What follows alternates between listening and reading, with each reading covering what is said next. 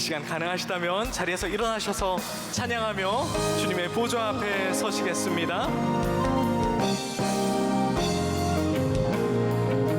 주께서 왕 위에 오르신다. 무서워 숨는 자 그 누구냐. 우리의 마음은 춤을 춘다. 주께서 왕이시라. 정의의 오른팔 높이 든다. 두려워 떠는 자 그 누구냐. 산천하 조모가 노래하라. 주께서 주님이 우리의 삶의 왕이십니다. 할렐루야 할렐루야. 얼씨구나 지화자 좋네. 주께서 왕이시라. 할렐루야 할렐루야 할렐루야. 주님을 찬양합니다. 얼씨구나 좋다 지화자 좋네. 주께서 왕이시라. 주님만이 주께서 왕이시라. 주께서 왕이시라. 아멘. 다 자리에 앉으시겠습니다. 우리가 항상 믿음을 가지는 일, 근데 그것을 행함까지 옮기기는 참 힘든 것 같습니다. 그런데 우리 예수님께서는 행함이 없는 믿음이 죽은 믿음이라고 말씀하셨죠. 우리에게 행함이 생기기를, 또 머리에서부터 아는데 잘 안 되는 것들이 또 되어지는 축복의 은혜가 이 주일 가운데 임하기를 원합니다. 행함이 없어서 무너져가는 우리의 삶을 놓고 이 시간 진지하게 기도했으면 좋겠습니다. 하나님 말씀을 듣고 그대로 행하는 레디컬한 하나님 행동이 우리에게 생기게 하여 주옵소서.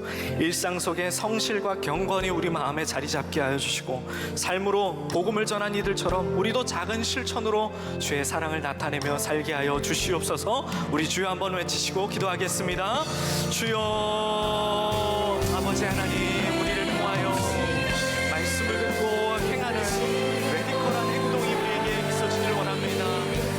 하나님, 성실과 경건이 우리의 마음에 있기를 원합니다. 거룩이 있기를 원합니다. 구별됨이 있기를 원합니다. 바깥 어두운 데서 우리를 거룩하게 구별해내어 오늘 예배 공동체로, 하나님의 생명 공동체로 불러주신 그 주님, 하나님, 우리가 거룩하게 구별된 마음으로 이 시간 서기를 원합니다. 하나님, 우리의 마음에 더러운 것을 제하여 주시고 주의 보혈로 거룩게 하시며, 하나님, 우리가 다시 한번 세상 가운데 살아가며 믿음으로 하나님 무너진 삶의 자리를 보수하며 행함으로 하나님 실천해내는 하나님 귀한 축복이 있게 하여 주옵소서. 아는데 잘 되지 않아서, 아는 대로 사라지지 않아서 괴로운 영혼들을 주님 이 시간 힘주시고 다시 하나님 말씀 가운데 할 수 있다, 능치 못함이 없다라고 말씀하시는 그 하나님의 은혜 가운데 서게 하여 주시옵소서. 주여 우리가 행함이 있는 믿음을 갖게 하여 주옵소서. 당신을 기쁘시게 못하나니 고백 수고도 다 헛될 뿐이라. 믿음이 없어서 무너진 삶의 모든 자리에 다시 주님을 기다립니다. 다시 주님을 기다립니다. 다시 주님을 기다립니다. 오늘 기도는 A.W. 토조 목사님의 기도문으로 대신하겠습니다. 주 하나님, 행함이 있는 믿음을 갖게 하여 주옵소서. 교회는 믿음 맞는 주의 때문에 착각에 빠졌습니다. 믿기만 하면 다 괜찮을 것이다 라는 말을 계속 들어왔습니다. 맞는 말이지만 그 의미를 잘못 가르치고 있습니다. 그러므로 올바로 알고 참 믿음을 갖도록 도와주소서. 어깨 위에 십자가를 지고 믿게 하소서. 주 하나님, 행함이 있는 믿음을 갖게 하여 주소서. 우리에게 복을 주셔서 한 사람 한 사람이 찬송과 설교를 통해 들은 것을 잊지 않고 깊이 생각하게 하소서. 말씀을 놓고 기도하며 주님의 무리에 들어가기 위해 열심히 노력하도록 도우소서. 우리는 찬양하지만 진정성 없이 건성으로 부릅니다. 그러나 찬양을 진심으로 부르고 싶습니다.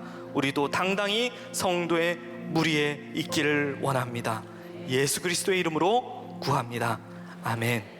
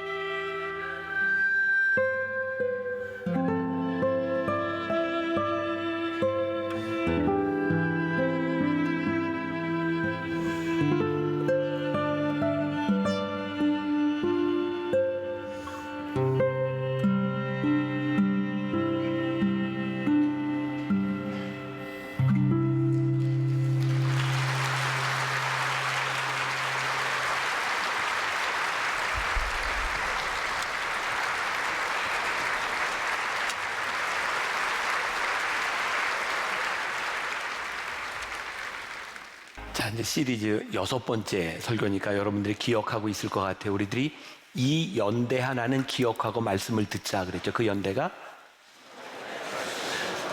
아이고, 다시 한번 몇 년?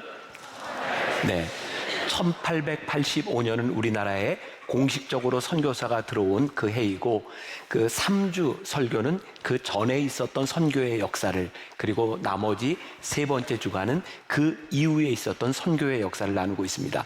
오늘은 공식적으로 선교사가 들어온 지 약 20여 년쯤 지난 1905년을 중심으로 공주와 전라도 광주 지역에 이어졌던 선교의 역사를 우리들이 함께 나누게 되는데, 오늘 말씀의 제목은 행함, 믿음의 흔적이 되다, 이런 제목입니다.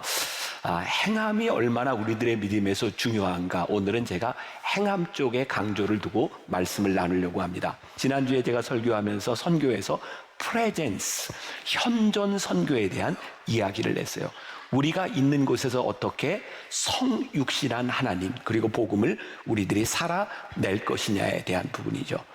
왜 세상은 지금의 교회를 바라보면서 이렇게 비난할까요? 저는 그런 생각이 들어요.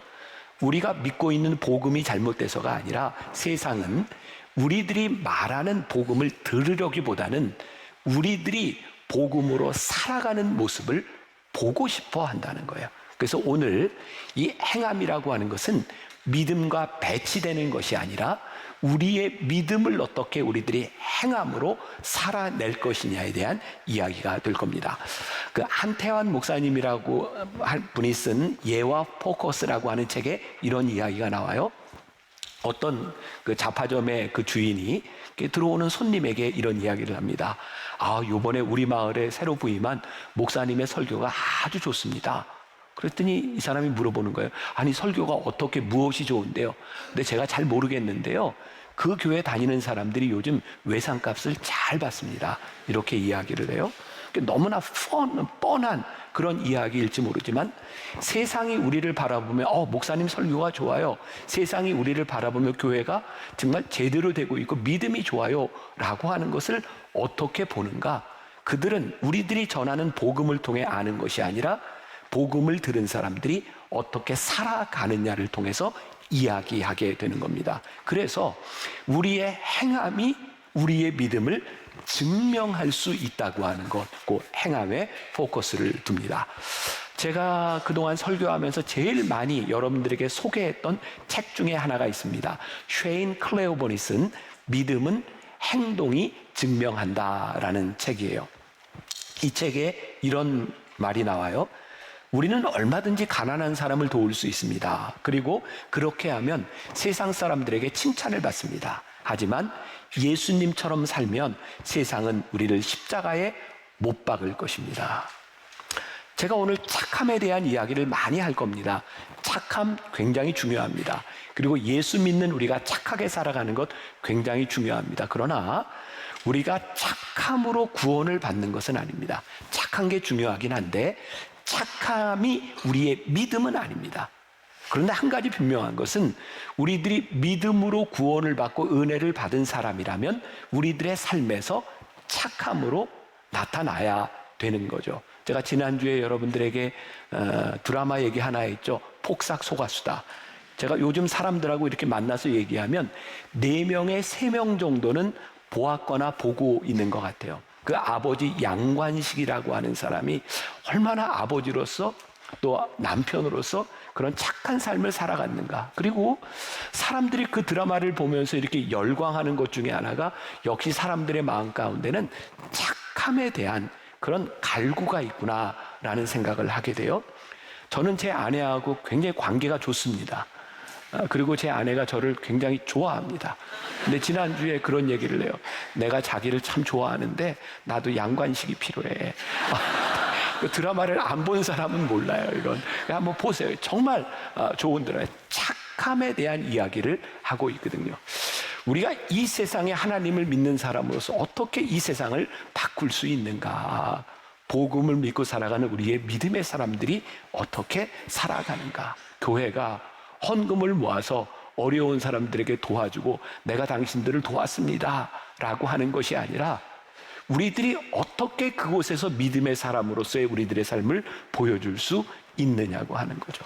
그래서 우리가 예수님처럼 산다, 우리가 믿음으로 산다고 하는 것은 어쩌면 예수님에 대하여 말하는 것보다 훨씬 더 레디컬한 일이 될 것 같아요. 그러니까 오늘 우리가 믿는 믿음을 행함에 대한 이야기로 하기 시작할 때 우리의 신앙은 필연적으로 레디컬하게 우리들의 삶에서 나타날 수밖에 없는 거죠. 성경에 여러분들 히브리서 아시죠? 히브리서 11장을 우리가 믿음장이라고 부릅니다. 거기에는 믿음에 대한 이야기를 하고 있어요.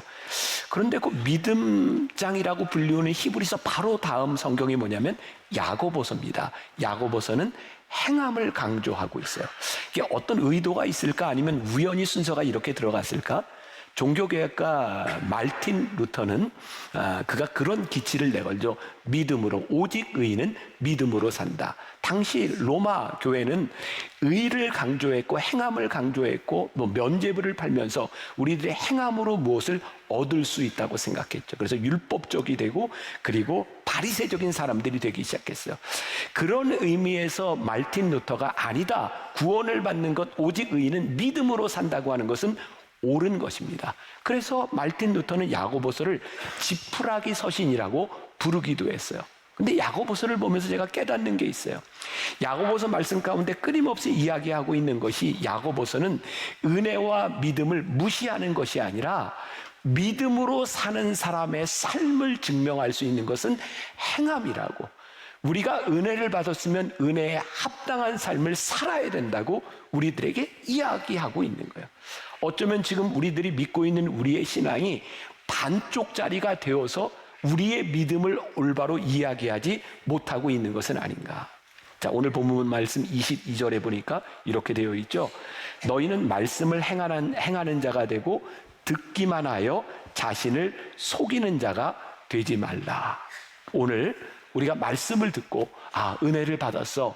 그런데 은혜를 받은 말씀을 우리들 행하지 않으면 뭐라고요? 자기를 속이는 자다. 그러면서 아주 흥미로운 예화를 얘기하고 23절과 24절 우리 같이 한번 한 목소리를 봉독합니다. 자, 시작. 누구든지 말씀을 듣고 행하지 아니하면 그는 거울로 자기의 생긴 얼굴을 보는 사람과 같아서 제 자신을 보고 가서 그 모습이 어떠한지를 곧 잊어버리거니와. 굉장히 흥미로웠어요. 혹시 여러분들은 여러분들의 얼굴을 다 기억하고 계세요? 한 번도 생각을 안 해봤나? 저는 거울을 보면 제 얼굴이 분명히 보이는데 거울을 보고 나가면 제 얼굴을 어렴풋이는 알고 있지만 이게 어떻게 생겼지? 뭐 그럴 때가 있다 그러세요. 그렇죠? 네. 그러니까 지금 야고보서가 뭐라고 이야기를 하냐면 마치 거울을 보고 내 얼굴을 이렇게 봤는데 행하지 않는 사람은 보고 자기의 얼굴을 잊어버리는 사람과 같다. 그러니까 다시 말하면 우리들이 믿음으로 행한다고 하는 것은 내가 본 것을 프린트로 찍어내는 것이다. 알아볼 수 있도록 찍어내는 것이다. 오늘 우리들에게 중요한 게 뭐예요? 우리가 하나님의 말씀을 듣고 믿습니다 라고 이야기했을 때 그것을 행할 때 우리의 믿음이 찍혀지는 거예요. 오늘 저와 여러분들에게 이 말씀이 도전이 좀 되었으면 좋겠다. 제가 이 말씀을 하는 게 쉬울까요? 어려워요. 왜? 저도 제가 믿는 그대로 살아가는 자신이 없는 사람이니까. 그러나 이 믿음이 우리들에게 도전이 되고 우리들이 이 믿음을 살아내기 시작할 때 복음이 무엇인지가 드러나기 때문에 그래요. 제가 오래전에 페이스북에 아침 묵상을 이렇게 쓸 때 제가 썼던 글입니다. 우리에게 하나님의 자녀로서의 신분은 주어지는 것이지만 그 신분에 맞는 수준은 우리가 만들어가는 것입니다. 그게 감동이 좀 돼야 되는데, 우리가 은혜를 받고 구원을 받는 것, 그것은 하나님의 은혜로 주어지는 거예요. 그러나 거기에 맞는 수준으로 살아갈 수 있는 것은 우리들이 어떻게 살아가느냐에 대한 문제죠. 또 그런 생각을 했어요. 우리들이 기억하고 있는 믿음의 선배들이 있어요. 제가 오늘까지 6주 동안 계속 얘기했던 선교사들의 이야기뿐만 아니라 우리 기독교 역사 가운데 기억되는 사람들이 있어요. 그 사람들은 어떤 사람들일까? 저는 그런 생각이 들더라고요. 그들은 하나님을 믿었던 사람들이 아니라 그들이 믿었던 것을 살아냈던 사람들을 우리들이 기억하고 있는 거예요. 왜? 프린트처럼 새겨졌으니까. 오늘 우리들이 예배를 드리면서 내가 믿습니다, 이것이 문제가 아니라 오늘 우리들이 믿는 바를 우리들이 어떻게 살아내는가. 자, 오늘도 우리들이 나누려고 하는 이 조선 초기 선교사들의 이야기, 그들은 어떻게 믿음으로 살아냈는가. 이덕주 교수님이 쓴 한국교회 처음 이야기에 이런 글이 나와요. 조금 읽어드릴게요. 선교사들은 조선의 낯선 토착 언어와 문화, 종교, 풍습에 시행착오를 겪을 수밖에 없었다. 이를 극복할 수 있었던 것은 선교사들이 보여준 사랑의 실천이었다. 봉건적 사회에서 억눌리고 소외당했던 빈곤계층, 여성들을 향한 섬김, 희생과 봉사의 실천은 마음을 열기에 충분했다. 복음의 씨앗이 토양 속에 뿌려지기 시작했다. 선교사들이 우리나라 땅에 와서 이 다른 문화와 언어를 가지고 복음을 전할 방법이 없는 거예요. 그런데 어떻게 이 땅 위에 복음이 씨가 뿌려졌다고요?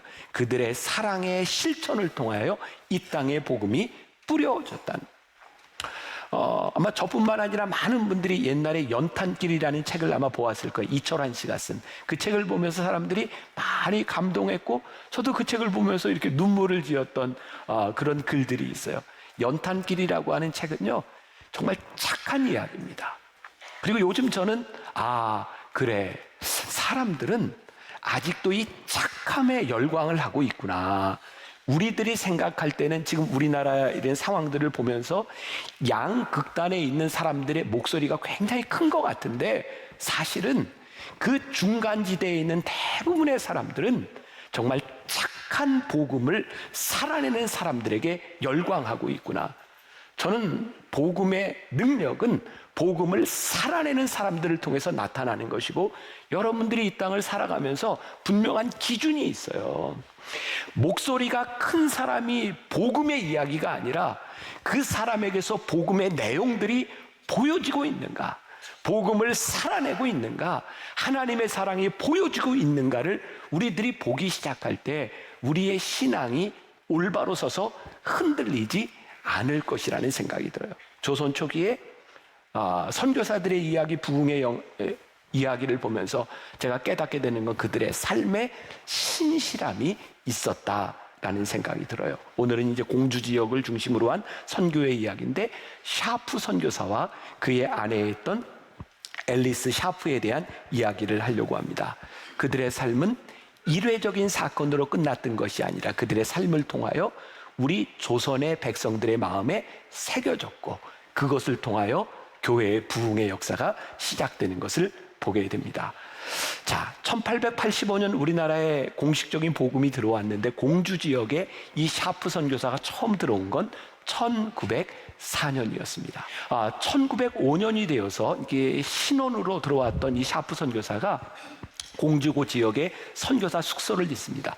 제가 그곳을 가봤는데 2층인가 3층 집이었던 것 같아요. 빨간 벽돌로 그 집을 짓는데 1905년 11월에 그 집을 완공합니다. 그리고 샤프 선교사 부부는 새로운 선교의 어떤 그 유행을 하나 만들어내게 되는데, 그게 뭐냐면 구경 미션입니다. 당시 조선 사람들은 빨간 벽돌로 진 그런 양식 건물을 보지 못했어요. 건물이 완공되고 난 후에 샤프 선교사 부부는 그 집을 당시 동네 사람들에게 오픈합니다. 구경하라고. 사람들이요, 매일 와서 그 구경을 합니다. 한번 생각해 보세요. 이게 얼마나 귀찮고 힘든 일이었겠는가. 근데 사람들은 그때 와서 처음으로 거기서 피아노를 치는 모습, 부부와 함께 응접실에서 책을 읽고 밥을 먹는 모습, 이런 모습들을 보게 되죠. 그때 그 조선 사람들이 이런 글을 남겼어요. 목사, 당신은 천당에 갈 필요가 없겠어. 이렇게 깨끗하고 좋은 집에서 사니 천당인들보다 더 낫겠어. 그 당시에 우리 조선 백성들의 마음 가운데 그들의 모습에 그 모습이 천국처럼 보였던 거예요. 이 샤프 선교사 부부는 그 집을 이렇게 내어놓고 구경 미션이라고 이야기를 했고, 당시 선교사들에게 이 구경 미션이 아주 효과가 있으니 한번 따라해 보시오라고 구경 미션을 선교지에 보고한 것이 나와 있습니다. 그러고 보니까 몇 주 전에 우리들이 배웠던 인물 중에 김창식이 기억나세요? 올링거 선교사의 집에 위장 취업해서 선교사들이 뭐가 잘못됐는지를 보려고 들어갔다가 거기에서 감동이 되고 예수를 믿고 세례를 받고 최초의 한국 목사가 된 김창식. 그런가 하면 유명한 스크랜턴 선교사의 집에 요리사로 위장 취업을 해서 스크랜턴 선교사가 뭐가 잘못됐는지를 찾으려고 들어갔던 전덕기라고 하는 사람이 세례를 받고 상동교회 목사가 된 이야기.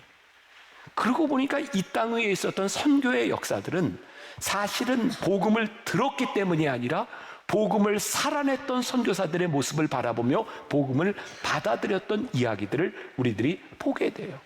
그런데요, 1905년 11월에 그 집을 짓고 신혼집을 생활을 시작했던 이 샤프 선교사가 그 다음 해인 1906년 2월에 공주에서 그렇게 멀리 떨어지지 않은 은진 지역에 사경의 복음을 전하러 갔다가 거기에서 발진 티푸스로 사망을 해요.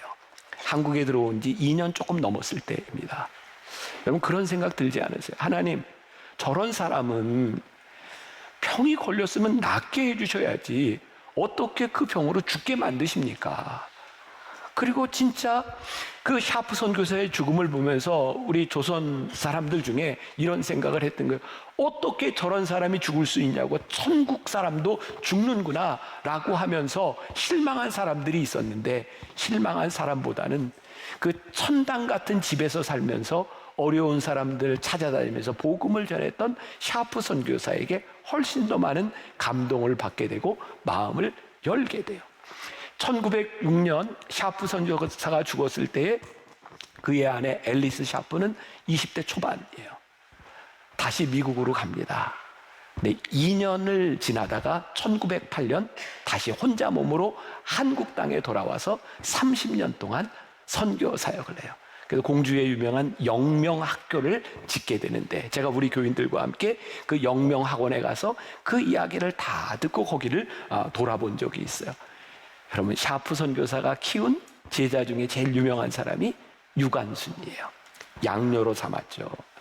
샤프 선교사의 제자 중에 하나가 중앙대학교를 설립한 임영신 여사가 엘리사 샤프의 제자예요.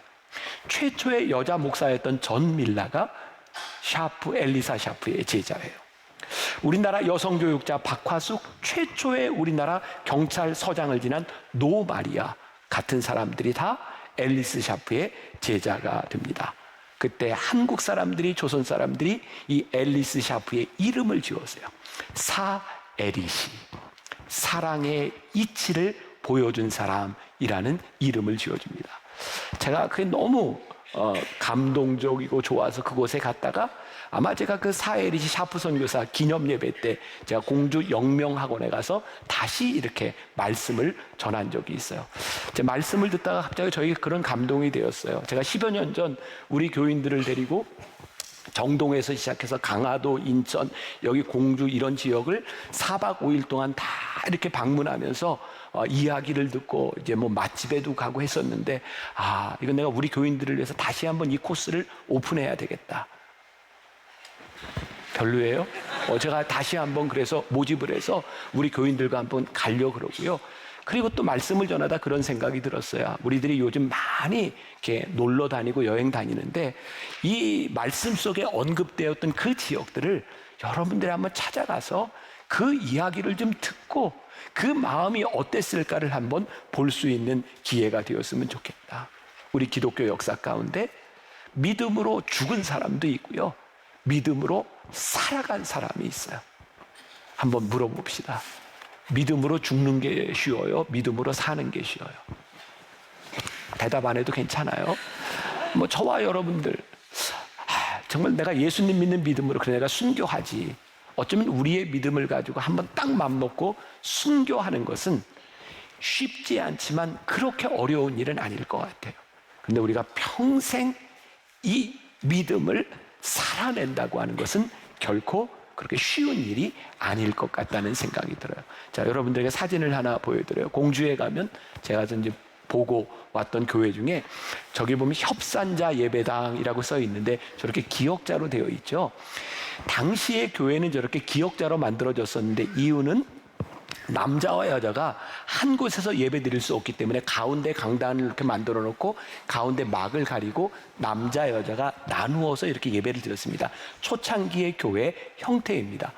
공주가요 1905년에 복음이 들어가고 1907년 평양 대부흥 운동의 영향으로 공주 지역이 부흥을 합니다. 그러니까 예배를 드릴 장소가 필요한 거예요. 교회당을 져야 되는데 돈이 없는 거예요. 그래서 미국에 선교 보고를 합니다. 공주 지역에 교회를 좀 지어야 되겠다. 근데 그 선교 보고를 듣고 어떤 미국인 신사가 그 보고를 듣고 헌금을 놓고 나왔는데 아무도 그 사람이 누군지를 모르는 거예요. 근데 아는 것은 그 사람이 아마 비가 오는 날이었던 것 같아요. 우산을 옆에 끼고 협산. 그래서 우산을 끼고 간 사람이 낸 돈으로 그 교회를 지었다. 그래서 협산자 예배당이라고 이름을 짓습니다. 그 당시 300명이 들어가는 빨간 벽돌의 건물을 짓는다고 하는 것은 그렇게 쉬운 일이 아니었어요. 그러고 보니까 어떤 일들이 이루어지든지 누군가 믿음으로 행했던 사람들을 통하여 하나님의 역사가 이루어지고 있는 것을 보게 되는 거죠. 자, 오늘 본문 말씀 25절 우리 같이 한번 한 목소리로 봅시다. 시작. 자유롭게 하는 온전한 율법을 들여다보고 있는 자는 듣고 잊어버리는 자가 아니요 실천하는 자니 이 사람은 그 행하는 일에 복을 받으리라. 말씀을 듣고 실천하는 자는 복을 받으리라. 근데 그 복이 어떤 복이에요? 하나님의 역사가 이루어지는 복을 받으리라. 지금 이 나라 대한민국이 복음을 실천한 사람들을 통하여 복받은 민족이 되었던 것처럼 지금 우리 세대가 믿음으로 행하는 사람이 되게 될 때에 이 나라 대한민국이 복을 받으리라. 우리들에게 이 믿음이 없어요. 하나님 이 나라와 이 민족이 여기에 함께 예배하고 기도하는 우리들에게 달려 있습니다. 이 나라와 민족을 위해 기도하는 것이 좀 이때를 지나가면서 이 시리즈를 우리들이 말씀으로 나누게 하신 하나님의 뜻이 있다는 생각을 해요. 하영록이라고 하는 분이 지금 신문을 보니까 세상을 떠났더라고요. 그 팀 하스라고 하는 미국의 그 건축 기업을 운영하는 회장인데 이분이 아마 목사가 됐고 지금은 세상을 떠난 걸로 알고 있어요. 이분이 심장 이식 수술을 받을 때 그 수술대 위에서 하나님 앞에 서원을 합니다. 내가 믿음으로 성경대로 비즈니스를 하겠다. 그분이 쓴 책이 그래서 성경대로 비즈니스 하기라는 책이 있습니다. 제가 그 부분에 인상적으로 보았던 게 그런 내용이었어요. 이분이 엑스트라 마일이라고 하는 말을 가지고 엑스트라 마일의 원리를 가지고 비즈니스를 해야 되겠다. 요 근거는 마태복음 5장 41절의 말씀입니다. 또 누구든지 너로 억지로 오리를 가게 하거든 그 사람과 십리를 동행하고 오리를 가자고 했는데 십리를 가라. 엑스트라 마일이라는 거예요.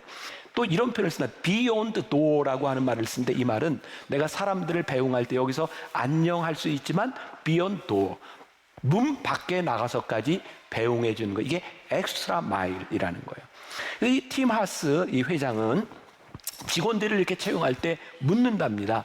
엑스트라 마일의 의미가 뭔지 압니까? 그러면 이렇게 대답을 한대요. 예, 제가 고객의 일을 해야 되는데 이걸 빨리 맞춰야 되는데 시간이 없을 때 밤을 새워서라도 마치는 게 엑스트라 마일입니다. 그러면 하영록 회장은 그건 엑스트라 마일이 아닙니다. 당연히 해야 될 일입니다.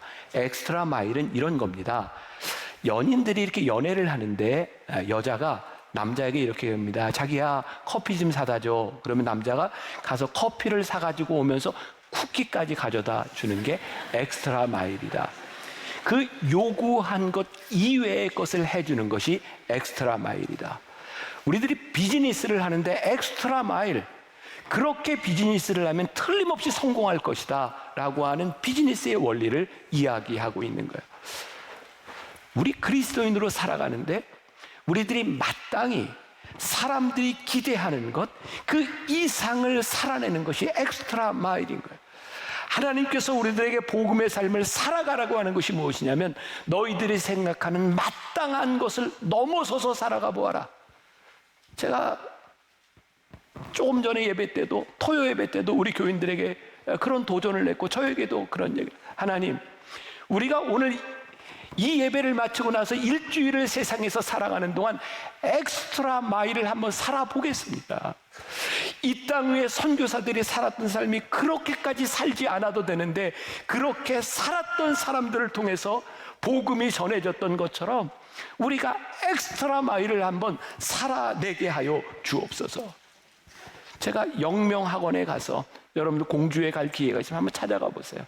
제가 여러 설명을 듣고 제가 마음 아프게 울었던 것이 그 영명학원 옆에 있는 무덤이었어요. 제가 양화진에 대한 이야기도 있고, 지금 여러분들 양화진 많이 가고 계실 거예요. 거기에 5개의 무덤이 있어요. 하나는 샤프 선교사의 무덤, 들어온 지 2년 조금 넘어서 죽었던 샤프 선교사의 무덤, 그리고 거기에 테일러 선교사의 6살 난 에스더의 무덤이 있어요. 또 하나의 무덤은 아멘트 선교사의 아들 2살짜리 로저라고 하는 아이의 무덤이 있어요. 또 하나는 그 지역에 왔던 윌리엄스 선교사의 딸 6살 때 죽었던 올리브의 무덤이 있어요.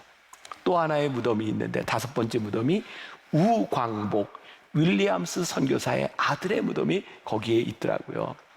윌리엄스 선교사가 그 딸 올리브를 잃고 난 다음에 거기서 낳았던 아들을 미국으로 보내요. 그런데 이 선교사의 마음에 그 아들을 이름을 우광복이라고 지었던 것은 대한민국의 광복을 염원하며 자기 아들의 이름을 우광복이라고 짓습니다. 우광복은 미국으로 가서 콜로라도 덴버의 의대를 졸업하고 해군 군의관으로 우리나라에 다시 와요. 그리고 우리나라에 와서 1994년까지 선교사로 우리나라 농업, 우리나라 많은 부분에 기여를 하고 1994년에 죽습니다. 제가 여러분들에게 계속해서 하는 이야기죠. 우리 조선 근대사, 지금 대한민국을 복음이 없이 우리들이 어떻게 이해할 수 있겠는가? 지난주였어요. 제가 청주 지역에서 이렇게 집회를 하면서 몇몇 목사님을 만나게 됐는데, 청주에 가면 제일 큰 교회 중에 하나가 상당교회라고 있습니다. 근데 그 교회 목사님이 안광복이에요. 그래서 제가 이 생각이 나서 목사님한테, 혹시 목사님 이름의 뜻이 뭐예요? 그랬더니 이 목사님이 태어난 날이 8월 15일인데 아버지가 광복절에 태어났다고 광복이라고 지었대요. 근데 그 이름 때문에 너무 스트레스를 받았대요. 안광복이니 이게 광복을 하자는 얘기인지 말자는 얘기인지 그것 때문에 너무 스트레스를 받았대요. 근데 생각해 보니까 감사한 게, 개천절에 태어나지 않은 게 얼마나 감사한지. 이 개천절에 태어났으면 큰일 날 뻔했다. 여러분들 봅시다. 그 선교사가 아들의 이름을 광복이라 지었을 때 이 대한민국을 향한 그 선교사의 마음이 어떤 마음이었을까? 이 영명학교를 통하여 우리나라를 사랑했던 그 사랑의 마음들이 우리들에게 남아있는 거예요. 그 초기 선교사들을 바라보며 우리 백성들은 어떤 마음을 가졌을까? 아마 그들의 삶을 바라보며 복음이 심겨지지 않았을까? 말씀을 이제 마무리합니다. 한 가지 이야기로 마무리를 하는데, 공주 지역에 이렇게 복음이 전해지고 이제 전라도 광주 지역에도 복음이 전해지는데, 그 당시 초창기에 이제 우리나라 왔던 선교사와 복음이 전해진 이야기예요. 오방이라고 하는 호를 가진 최홍종 목사님의 이야기입니다. 최홍종 목사는요, 전라도 광주 지역의 최초의 평신도 장로였고요, 최초의 목사가 된 사람입니다. 근데 그 지역에 이 오웬이라고 하는 선교사가 1909년 4월에 광주를 중심으로 개척을 시작합니다. 그런데 선교 중에 같이 이렇게 다니게 되는 이 최홍종이라고 하는 사람도 역시 아주 당시에 지금으로 얘기하면 깡패와 같은 사람이었고요. 돈을 벌려고 선교사의 집에 같이 가게 된 거예요. 전도 여행을 같이 따라갔는데 오웬 선교사가 전도 중에 폐렴에 걸립니다. 그래서 이 최홍종을 어디로 보내냐면 의료 선교사인 포사이드라고 하는 사람들을 데려오도록 보내게 되는 거죠. 재밌죠? 지금 잘 따라오죠? 그래서 포사이드를 데리러 갑니다. 그리고 말을 타고 오웬 선교사가 있는 데까지 가는데 정말 이해할 수 없는 광경을 보게 된 거예요. 길거리에 당시 거지도 많았고 그 전라도 그쪽 지역에는 나병 환자들이 많았는데 이 최홍종은 거지들을 보거나 나병 환자들을 보면 만지지 않으려고 피해가는데 이 포사이드 선교사가 거지를 보면 자기 말에 태워서 자기가 말을 끌고 가고 그리고 나병 환자들을 돌보는 모습을 보면서 마음에 결심을 합니다. 이렇게 남아있어요 글이. 나는 내 동족인데도 피해 도망쳤는데 포사이드는 그를 자식 안듯이 안을 수 있다니. 그리고 그때 최홍종이 은혜를 받고 복음을 받아들이고 목사가 돼서 광주 지역에 최초로 나병 전문 요양병원을 만들게 되는데 그게 지금의 여수 애양원이 됩니다. 여러분들 보세요. 행함을 통하여 믿음이 증명된 그 일들을 통하여 하나님의 나라와 하나님의 역사가 만들어져 가고 있어요. 여수 애양원 하면 여러분들은 누가 생각나세요? 사랑의 원자탄 손양원 목사님 생각나지 않으세요? 그럼 여수에 가면 한번 가보세요. 손양원 목사님 기념관. 저는 갈 때마다 참 좋아요. 손양원 목사님의 별명이 사랑의 원자탄이잖아요. 저는 수백 번의 설교를 하는 것보다 그분의 삶 하나가 우리들에게 말해주는 메시지가 훨씬 더 크다고 생각해요. 그분의 아들이 공산당에게 처형당해 죽잖아요. 순교하잖아요. 그때 손양원 목사님이 남긴 유명한 9가지 감사가 있어요. 첫 번째, 나 같은 죄인의 혈통에서 순교의 자식이 나게 하심을 감사합니다. 두 번째, 허다한 많은 성도들 중에서 어찌 이런 보배를 내게 맡겨주신지 감사합니다. 세 번째, 사남 삼녀 칠남매 중 가장 아름다운 장남과 차남을 주님께 바치게 되어 감사합니다. 네 번째, 한 아들의 순교도 감사하고 귀하다 하거늘 두 아들이 함께 순교를 했으니 감사합니다. 다섯 번째, 예수 믿다가 누워 죽는 것도 복인데 전도하다 총살 순교했으니 더욱 감사합니다. 여섯 번째, 두 아들이 미국 유학을 가려 했는데 그보다 좋은 천국에 갔으니 내 마음 안심되어 감사합니다. 일곱 번째, 내 아들을 죽인 원수를 회개시켜 아들 삼고자 하는 사랑을 마음에 부어주심에 감사합니다. 여덟 번째, 내 아들의 순교 열매로 무수한 천국 열매가 생길 것을 믿으며 감사합니다. 아홉 번째, 견디기 어려운 역경 속에서도 하나님의 사랑을 깨닫게 하시고 이길 수 있는 걸음을 주신 것에 감사합니다. 믿음이 믿음으로 끝나는 것이 아니라 믿음이 행동으로 보여지기 시작할 때 믿음의 역사가 나타나는 거예요. 믿음의 흔적은 우리의 행함을 통해서 나타나는 거예요. 우리가 믿음의 흔적으로 살았던 것들이 우리 다음 세대에 선명한 발자국으로 남게 되는 거예요. 사랑하는 여러분, 오늘 예배를 마치고 우리 밖으로 나가서 우리 세상 한가운데서 우리 믿음의 행함을 통해 믿음의 흔적을 만들어냅시다. 다음 주에 우리 올 때 이 예배당에 딱 들어오는데 저 앞에 있을 십자가를 바라보니까 하나님, 제가 믿음으로 살았습니다. 제가 이렇게 살다가 이 자리에 왔습니다. 십자가를 보는 것이 우리들에게 너무나 감격스러운 일이 되도록, 그때 우리 예배가 얼마나 은혜스럽겠어요. 그냥 대충 와서 예배 드리는 게 아니라 믿음을 살아낸 사람들의 이야기로, 선명한 발자국을 찍은 사람들의 이야기로 우리 다시 이곳에 모일 수 있기를 주님의 이름으로 간절히 부탁합니다.